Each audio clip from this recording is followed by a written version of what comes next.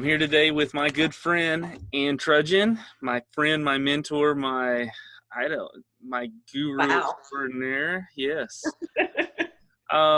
So Trudgeon is the executive director of the Developmental Disabilities Council of Oklahoma. Did I get that right? You did. Yeah. All right. I hope so, council member. This is my boss, Cody Tony. That's just weird. Oh, the name of his organization. Yeah. I usually start by telling how we met, and I know that we met in August of 2012. And I know that because that was orientation for Partners in Policymaking. Was it August? Wow. Yeah. You did a longer time ago than I thought. Yeah. 2012, we graduated the class of 2013, but it would have been the fall. And I just remember meeting you and Jen and Aaron. Of course, Aaron and I had talked on the phone a little bit, but we got to actually meet in person. And I'll tell you, my first impression was she is strong, no nonsense kind of person. That's Aaron, or that's me? That was you. Yeah.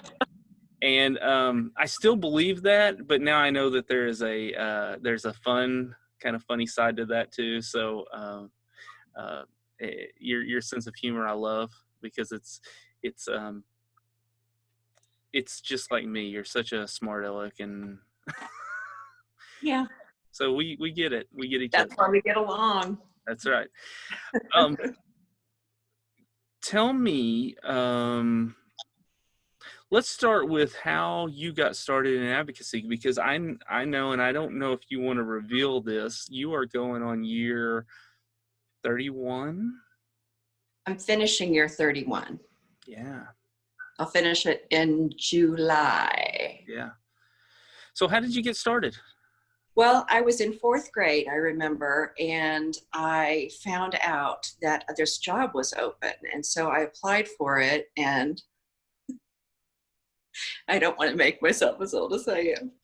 The reality is I was just out of college. I graduated college in a presidential election year. And I went to college out of state, in a state where the candidate from my party was from. We'll let everybody sort of try to figure that one out themselves. Came home to Oklahoma. My candidate lost. And I'm pretty sure I'm the only person in Oklahoma that got a job out of that campaign. Losing candidate usually doesn't have a lot of job offers. But I worked under I was the deputy press secretary, which was hilarious. I don't know anything about that.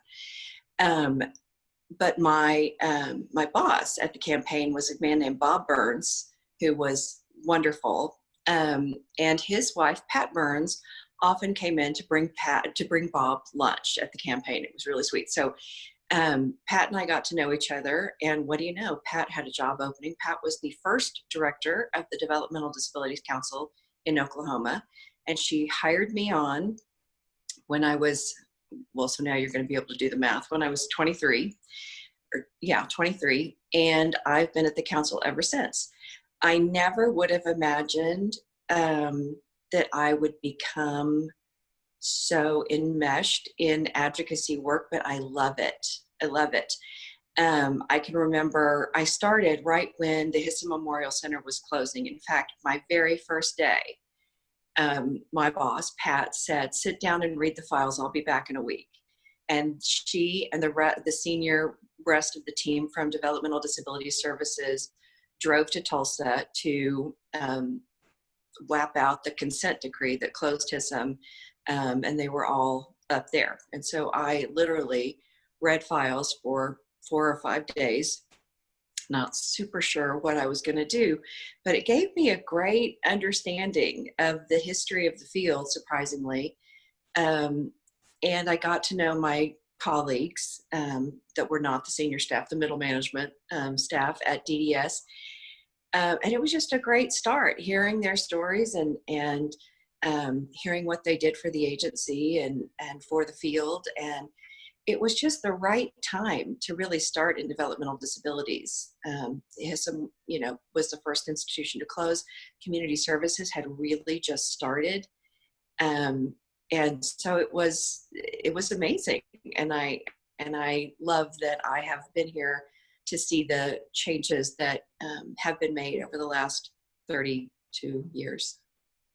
But advocacy work, I fell backwards into it. And that sounds accidental, but I don't think it was accidental at all. I think it was meant to be. Well, and I think you're really good at it. We had Diana McCalmont on not too long ago, and she explained a little bit about She's the best.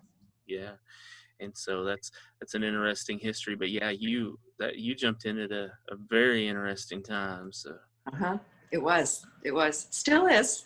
and I think what people don't realize is Oklahoma's advocacy work with disabilities is above a lot of other states. Um, and I think that's in part to people like you and Diana McCalmont and pushing for those things. Um, you work with a lot of other states in your role. Tell me what you see when you go out to other states and how we compare, because I think a lot of times we don't think that we're ahead of other people in things. And that's a shame. Our deinstitutionalization history, just starting from the jump here, is really the best in the nation. And I think it remains the gold standard. There were larger and older institutions that closed before Oklahoma closed HISM, and they didn't do very well. And your viewers, if they haven't seen any of the videos from HISM or from Willowbrook, really should check out that history, because it's really valuable. And I'm concerned that if we don't know our history, we'll repeat it. And that's one of the biggest lessons I learned from being out in other states. Other states developed their community-based services a little faster than Oklahoma did, but those states were typically much smaller. I can remember when the first state completely deinstitutionalized. Boy, I'm going to blank on the name of that. Was it New Hampshire, I think? I think it was New Hampshire. So compare Oklahoma to New Hampshire. I mean, it's a beautiful state, but it is rather small, and good for them for deinstitutionalizing and doing what I think is the right thing. But I think Oklahoma did it very methodically, which is the right thing to do. You can't have people who have lived in institutions for most of their lives, whose parents have been told from their infancy that this is where their child is going to live her best life, and just say, oh, we were wrong about that, we're going to move them over here. So I'm sure that Diana explained this much better than I did, but I think that doing it slowly, and again, this is a comparison with other states. I've been very proud to be part of this state in the teeniest way possible, because I had absolutely nothing to do with the HISM case or the deinstitutionalization. I was just a spectator, but I loved it, and I loved seeing the professionals at DDS really care for and care about the I guess we call it, I don't know, students, residents of the state schools, and they're not only them, but their families, and really cared what they thought, cared to support the families. And we still have, obviously a way to go, but that's been really great. It's always great to talk to your colleagues from other states to see what they're doing. Councils have a different role in states than, say, a developmental disability services division. We get to innovate. That's our job. And we are supposed to innovate based on what the needs of our state are. And we find that out from talking to people like you, Cody, and parents and people with disabilities, and people who love people with disabilities, their providers. And so when you compare us with other states there, it's really interesting. some of us have the same problems, most typically education and transition and transportation and healthcare. Um, but Oklahoma has some different challenges than a lot of other states. And of course, our size and our population density makes us different, and our money makes us different, and our economy makes us different.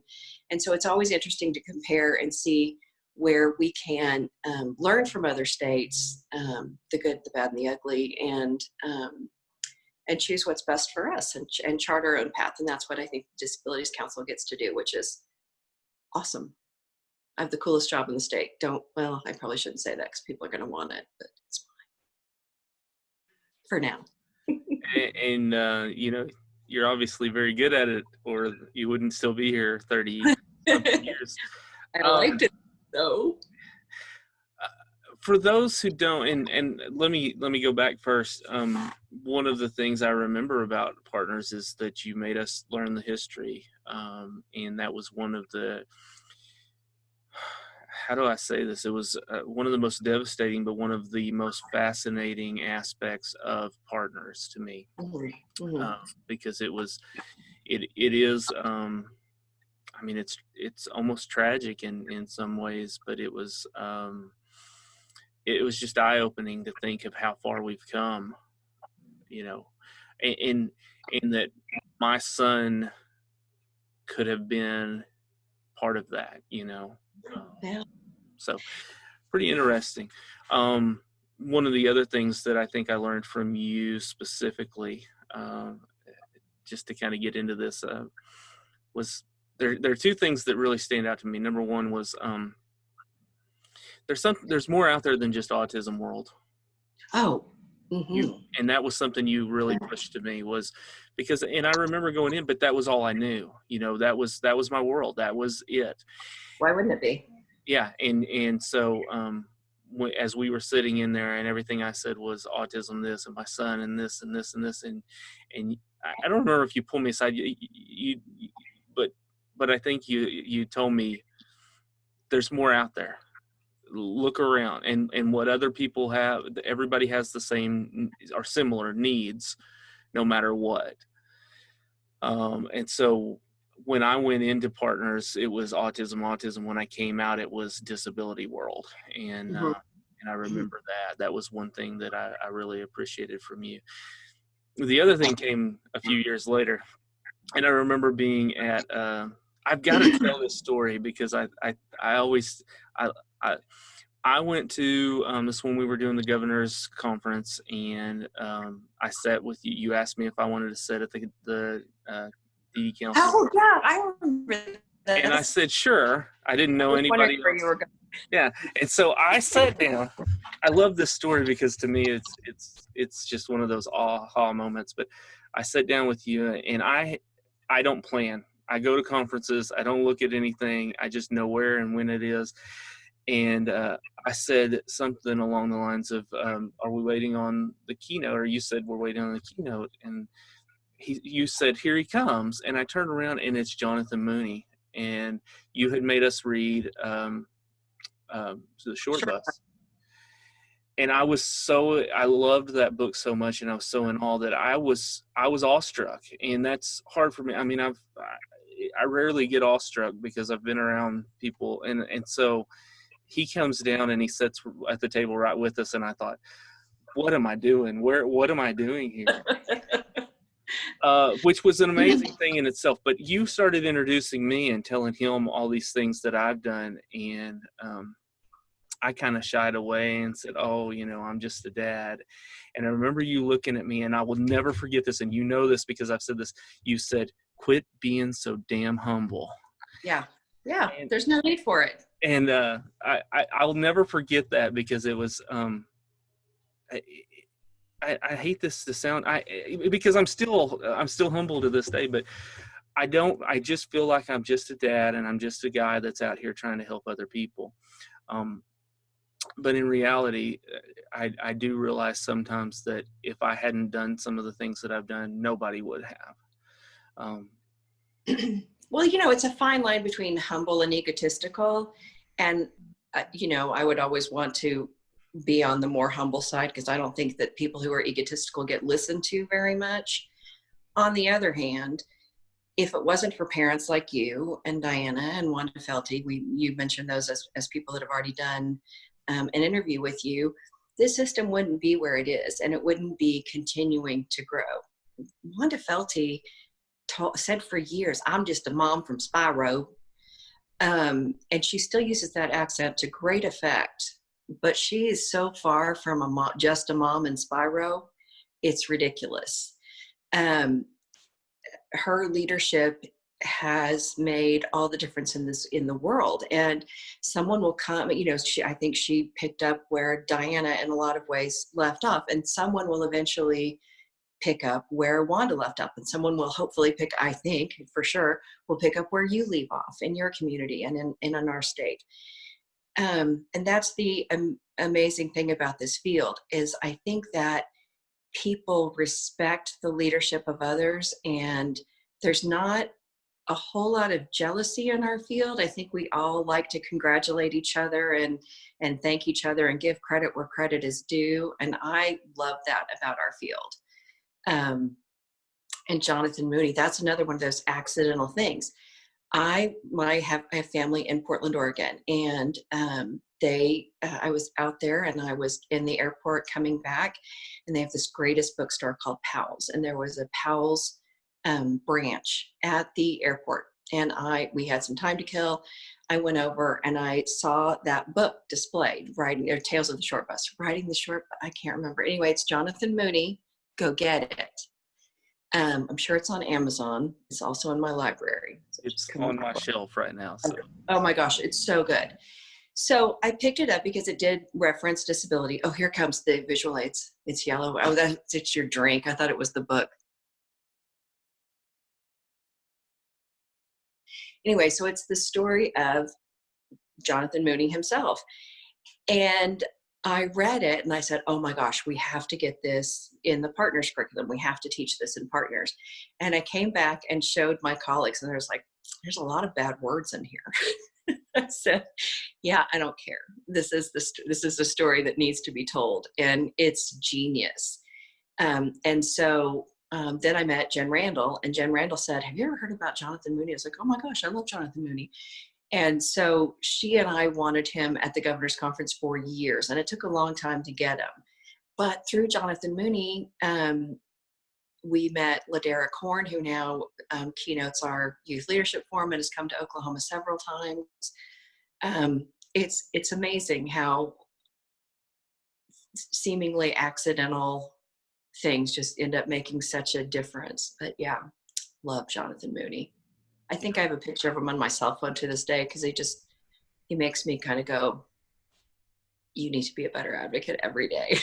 Yeah, he's amazing. We use a little part of his TED Talk in some of our trainings. It's really, really good. He just amazes me. And when I read Short Bus, it just again, it opens you up and makes you think differently. Just does. What an adventure, and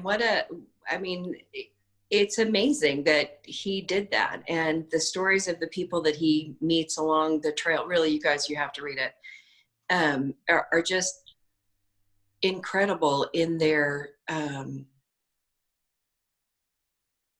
it's just life.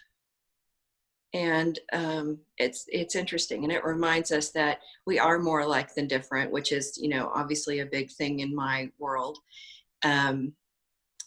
and that special is not special at all. Everybody's different. Everybody needs to learn different, speak differently, and partners in policymaking, I think, really teaches that, and Jonathan Mooney makes it very clear. The DD Council, for anyone who doesn't know, and I obviously I'm on the council. I'm grateful that I was asked to be on. Tell what does the DD Council do?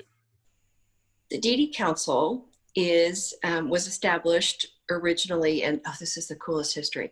The DD Council was established in 1973 with the Developmental Disabilities Assistance and Bill of Rights Act.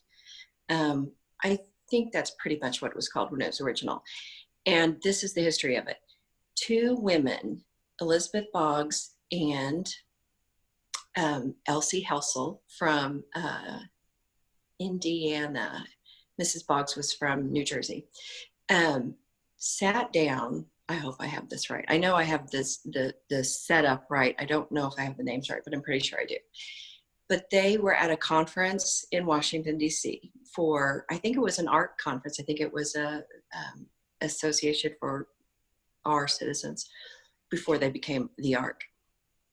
And they went to a bar afterwards and were like, this is all fine, but what we really need to do is this. And so the lore is that on a cocktail napkin, they wrote out the framework of the DD Act and the DD Councils. And so the DD Councils are part of what has become a triad with the protection and advocacy agencies and the University Centers for Excellence. And the council's role in particular is to innovate and to find ways to promote systemic change and build community capacity. And those are sometimes words that sound a little jargony, and they are. But the bottom line is we test out ways to better serve the population. We study what the population needs, what the population can use. And we try it, and if it works, great. We have a model that can be replicated. That's another big word that we use. And if it's not, then we learn something there too. So the transportation example is a good one. Transportation is obviously something that remains needed throughout our state. And obviously it's a big difference between rural and suburban, and certainly frontier parts of our state.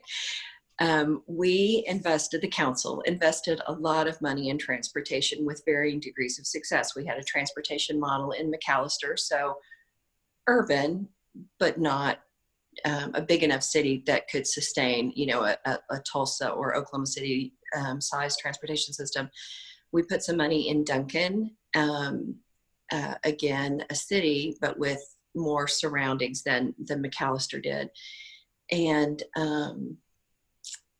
put some money somewhere else. 30 years. It's a long time. I didn't think I'd ever forget all of the cities and all of the names of the partners and all of the names of the partners' kids and which year they graduated, but it's too late now. Anyway, what we learned was that unless you have a real infusion of cash, those systems just can't sustain themselves. So we bought, in some cases, vans. Tulsa was the other one. We bought vans. We bought a paratransit system. We bought lifts to retrofit vans that existed. And the bottom line is that all of that is really expensive investment, but you still have to operate it. So we didn't provide the gas money or the drivers, the community partners did. But as soon as our work was over, they had aging buses, and those do have to be replaced. They do have to be fixed. And you just can't maintain that without a real commitment from the city or town. And that means government dollars. And so we've not been able to crack that one yet. I really would like to. But we haven't been able to, and it's sad. And while that's what we learned, was that you have to have a lot of money and political will to maintain that. Maybe someday we'll get there, but at the same time, Tulsa and Oklahoma City, I think, learned a lot of lessons from having an urban transportation system. Norman, of course, has a transportation system. I think there are a lot of communities that now have transportation systems, and thankfully the Americans with Disabilities Act maybe did our job and made sure that all of those public systems are accessible to people with disabilities. So where the council failed, the ADA came through for us. But sometimes the councils did amazing work. We tested a community build playground. The first one we built was in Duncan again. And through that, the city of Yukon went down and said, well, if Duncan can do it, we can do it. So they built a playground. And I remember when it first started, the people in Duncan said the nearest playground for our kids is in Wichita Falls, Texas. Can you imagine having to drive to Wichita Falls, Texas from anywhere in Oklahoma to let your kid get on a swing set? That's ridiculous. So I loved that they came to us with that model. I loved that we could chip in a fairly minimal amount of dollars, because they really did. That was part of the model, was to raise the funds and the volunteers to build a playground from the community. And so the council was involved in 2 playgrounds, and I think we gave the plans, that's the replication part. We gave those plans to a lot of other communities to build their own playgrounds. And of course, now again, that was pre-ADA, and now that we have the Americans with Disabilities Act, city planners do have to be more responsive to the needs of citizens with disabilities. But I will never forget being part of the Yukon build and seeing, it was after the Yukon build. We built the playground in Yukon. And I remember a mom telling me a story about the first time her son, who had autism, he still does, was on the playground, and 2 moms were his mom, David's mom, and some other people were talking. And this little girl ran up to her mom and said, Mommy, David's here. David's here. And so it was the first time that she had seen a boy from her class out in the community and on the playground. And his mother, I won't say her name because to protect her confidentiality, even though she'd be proud to tell the story. She wept because she was so happy that her son was known and recognized and valued in the community and on that playground, that she frankly had led the build on that. So we get to do some cool things. Yeah. What was your question? Did I go what one? No, that's it's what does the DD Council do? Oh yeah. So the council is a board of we used to be 28, and I think we're 25 now. Volunteers. They are all volunteers appointed by the governor, which is kind of cool. 60% of the members of the council are individuals with developmental disabilities or their immediate family members, meaning moms, dads, foster parents, siblings. I don't think we've had grandparents, but that's not why they've been appointed. And then you round out the council with major or representation from the major federal programs that serve people with developmental disabilities. So Medicaid Title 19, which of course is Social Security, Medicaid Title 5, which is, Social Security Title 5, which is maternal and child health, Social Security Title 19, which is Medicaid, the Older Americans Act, so Aging Services Division of DHS, the Special Education Program, so IDEA is represented, and the VR Act, the Vocational Rehabilitation Act, so Department of Rehabilitation Services. And then you really round it out with our 2 federal partners, the Protection Advocacy Agency, which in Oklahoma is the Disability Law Center, and the University Center for Excellence, which in Oklahoma is the Center for Learning and Leadership. And that's our membership. So what I love about that is that, it's consumer controlled in that sense. If the 60% of the parents and the people with disabilities don't vote for it, it's not happening. And here's a great other comparison with other states. I can remember being a new director and going to a national conference and hearing my colleagues complain that even though there was 60% consumer control, it was the agency people that were sort of leading the charge and holding themselves up as the experts, and the parents and the people with disabilities sort of deferred to those professionals. And I was just puzzled because that has never been the way it was in Oklahoma. Never. It was always our agency people who were deferring to the parents and the self-advocates. And that's another great way that Oklahoma is different from a lot of states. And I'm really proud that that's the way that our council operates. You know that as much as anyone, but it has never been, the agency people really don't even talk. Um, they let the until their expertise is needed, and that's the way it was designed to be. So continuing on, the councils get money every year from the federal government. We get between $700,000 and $900,000, and it is pure discretionary money for the field of developmental disabilities in Oklahoma, and that is incredible. It doesn't sound like a lot of money, and it's not a lot of money. On the other hand, it is a lot of money, um, because it's not tied to anything. We could not, I mean, if we wanted to, we couldn't give it all to the Department of Education and say, here, you have more holes than we do, you take it. We couldn't, if we wanted to, give it to DDS and say, take 10 more people off the waiting list. There are times when I wish we could, but that's not our role. Our role is to make the systems better so that when people are born and have a disability, they can grow up in a community that is ready for them, and they can live great lives in the communities. And as I say, it's the coolest job in the world to get to manage for you, the council members, how we invest an incredible opportunity in that funding. It's cool. Yeah, and a couple of those programs, the Youth Leadership Forum is amazing. Jen Randall does a great job. I'm going to have her on here soon. We do. And so the transition factor is there, and I think that's a great thing.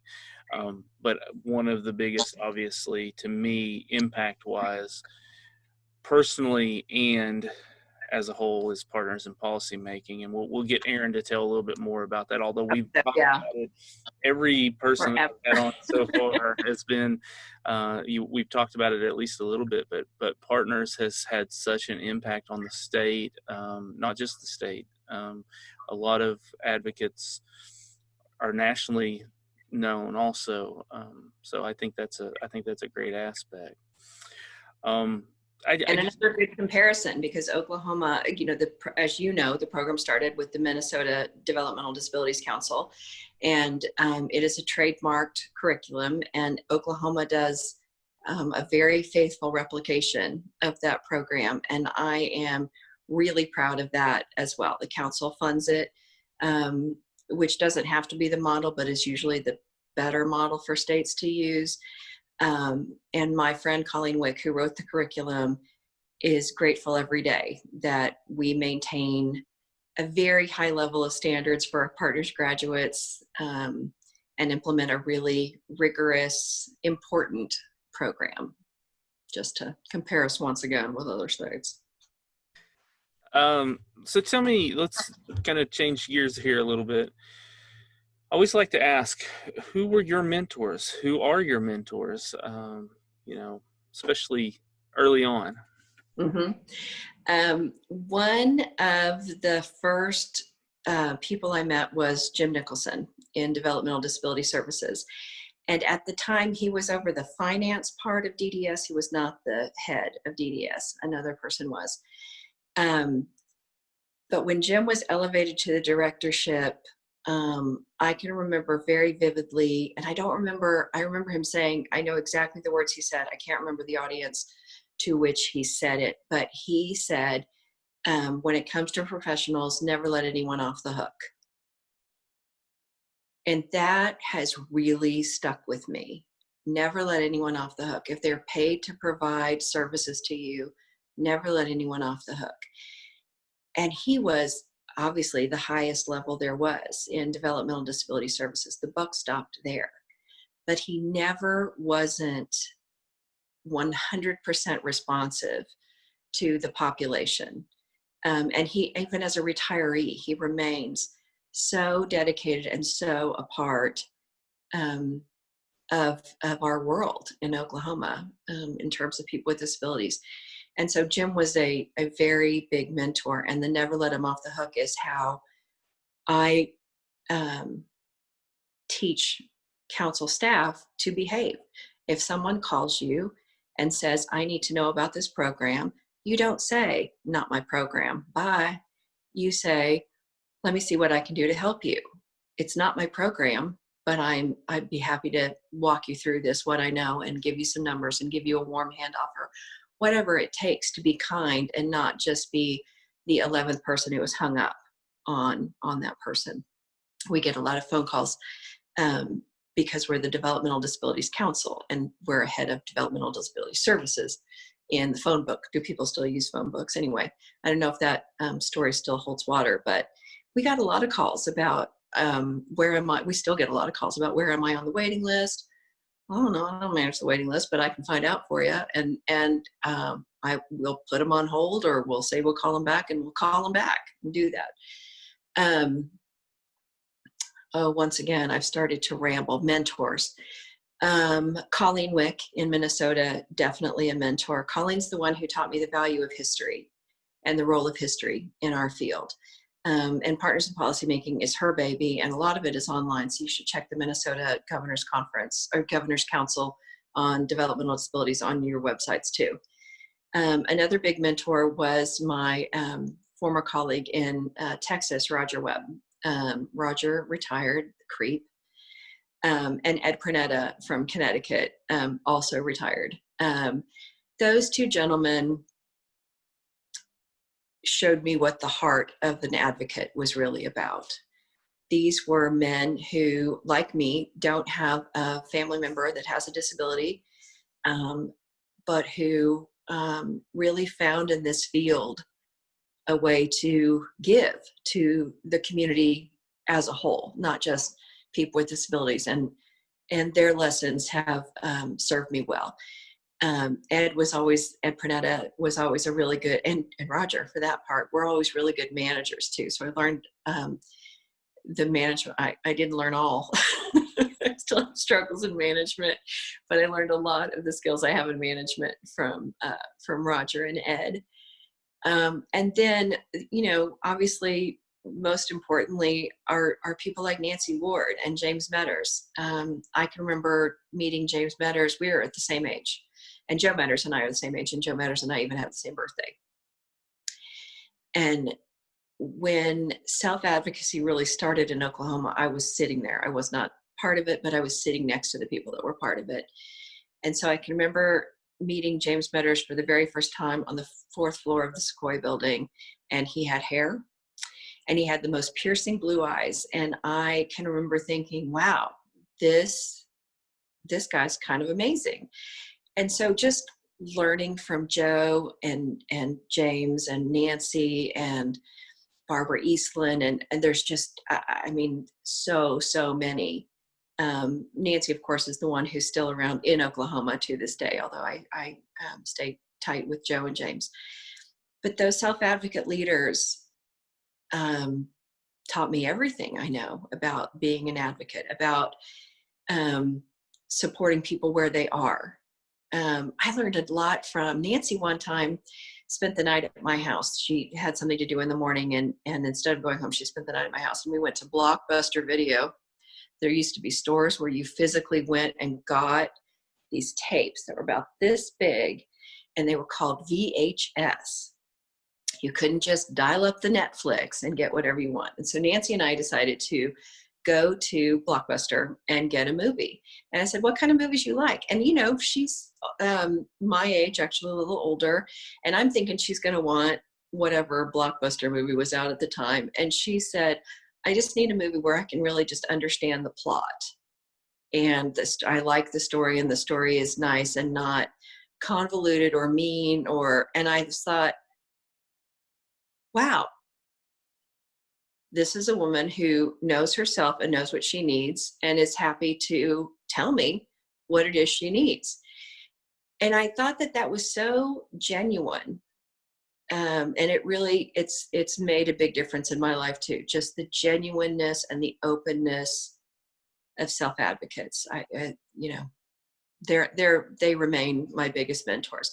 Obviously, I also learn a lot from you, Cody, and Wanda and Erin and Diana, and all of these parent advocates that are so smart and giving and strong and so willing to go to the mattresses if that's what it takes to do what's right. It's wonderful to see perseverance like that, bravery.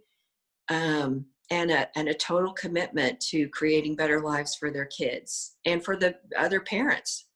It's great. It's a great field. I love working with people who um, are not, they're in it for themselves, but they're not really in it for themselves, if that makes sense. It's more about it's not just for me, it's for all of the people like me.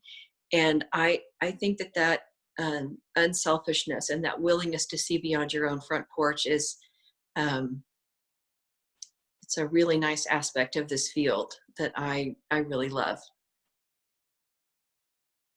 So So many people. yeah, well, and you talk about the self advocates, and I've said this on other interviews, but I say it all the time. I learned so much more from the self advocates than we do with the social group now, where we work with transitioning students and work with them on transition services. But I learned so much more from them than they will ever learn from me. Because they're open and they're so willing to share. Yeah, Um, it's amazing. They just come without guile and when without any restrictions of what they are willing to tell you. This may be a controversial subject, but um, uh, there is a large part of the population in our field who identify as LGBT. And I grew up in an age where if someone was LGBT, they kept it close to their vest. And they certainly didn't go beyond their close friends. And very often they didn't even talk to their family about it.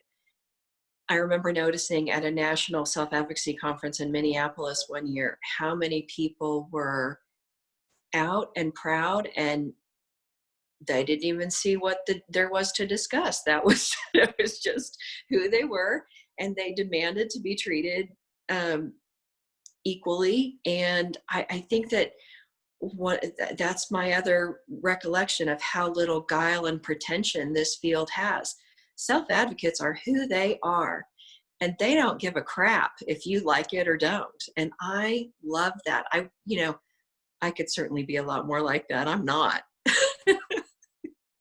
they are genuinely honest a lot of time, and I do appreciate that. But yeah, I learned so much. um Advice, what advice would you give? What's you already gave me some of the best advice you had earlier. Now That I was just saved never let anybody off the hook. yeah. That was my shot. Some what advice do you give to parents, and as a a mentor to advocates, because that's really a lot of what you do too. What is some of the best advice that you can give them? Um, I think the best advice is to really learn the field and learn the history. I think that you can have all the ideas in the world, but if you don't have a basis of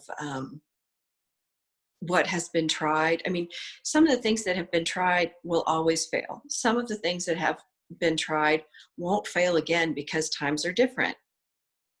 Technology promises so much more than it did 20 years ago. The council funded a project 25 or more years ago that helped people acquire technology because you had one shot at your wheelchair. And if you didn't order the right one for you, that was too bad, mister. And so this project, this rehabilitation engineer named Mark Bressler, who himself had a disability, developed what was called the Turtle Trainer. And I thought, what the heck? And it was a trainer that you could get on with whatever wheelchair or seating device that you had. And you could try sip and puff, and you could try joystick controls. And it was just wired up so that you could try all the different things that would move a wheelchair. And so you could order the right one. Well, now, I mean, think about that. That's because that was a $25,000 investment. Speech boards were a $5,000-$6,000 investment. And now I'm talking to you on a speech board. So knowing the history and knowing where it's progressing is really important, and being grateful for how it's progressed is really important. Much like my friend Jim Nicholson, I also talk in movies. And lately I talk in musicals, specifically Hamilton. And one of the songs I love best in Hamilton is about I want to be in the room where it happens.